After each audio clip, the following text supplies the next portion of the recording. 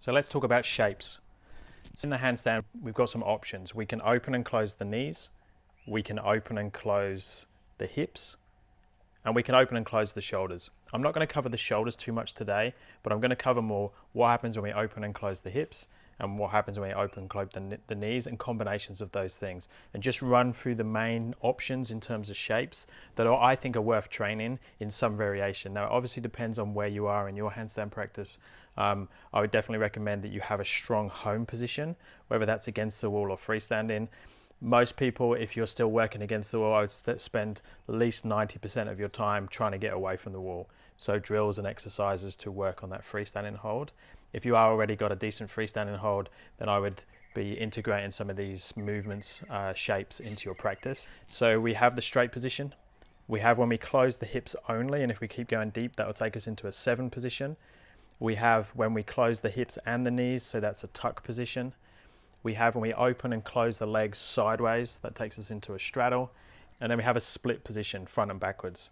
And if we bend the knees and go into that split position, we have the stag. Now we can go to a lot of those with single legs and double legs. So I'm just going to run through each of those in a little bit more detail and show you some variations. I'm going to give an option for each of them as well. So I'm going to show an option freestanding and an option against the wall. But I'm not going to go into too many specifics on how to train them.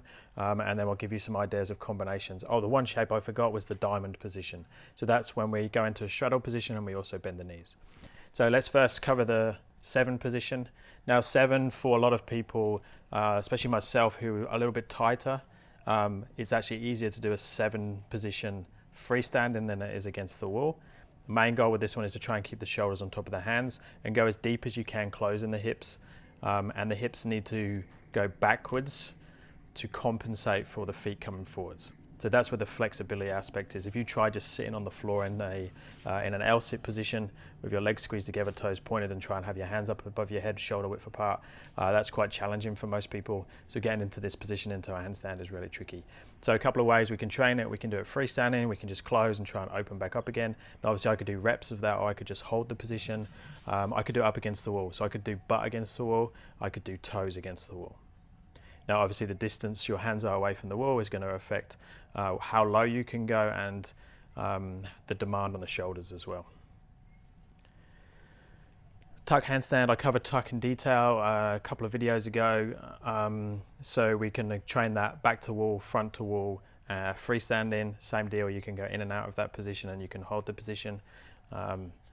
We have straddle handstand. We can open the handstand into different widths, so go different depths, into different types of straddle, so open and closing.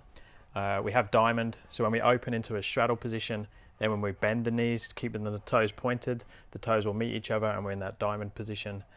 We have the split position, so front and back. So a very good one for learning the handstand as well. This one, a lot of wall drills are good where you come on and off the wall with this one. And we can also add the knee bend there, which takes us into the stag. Now, in terms of training these, you can obviously do what I said you can do in and out of the position, back to your straight position, and you can do holds, but you can also combine them. And there's some good benefits in combining it, because when you move the hips and the knees, you're having to rebalance dependent on that. So it's good to challenge yourself by having body parts in different positions and having to compensate in your balance and stay still. So it makes your circle of balance and your catch much bigger. So a good combination that I use often in classes or get clients to do is a straight handstand, a straddle handstand, a diamond handstand, and then a tuck handstand. You could then go into 7 if you wanted to as well, and then try and reverse back out of that. So get back out to your diamond, back out to your straddle, and then back to your straight. One you'll see a lot of hand balancers use as well, which is a very good one, is to go from your deep straddle position and pull into your tuck and do variations, do repetitions of that.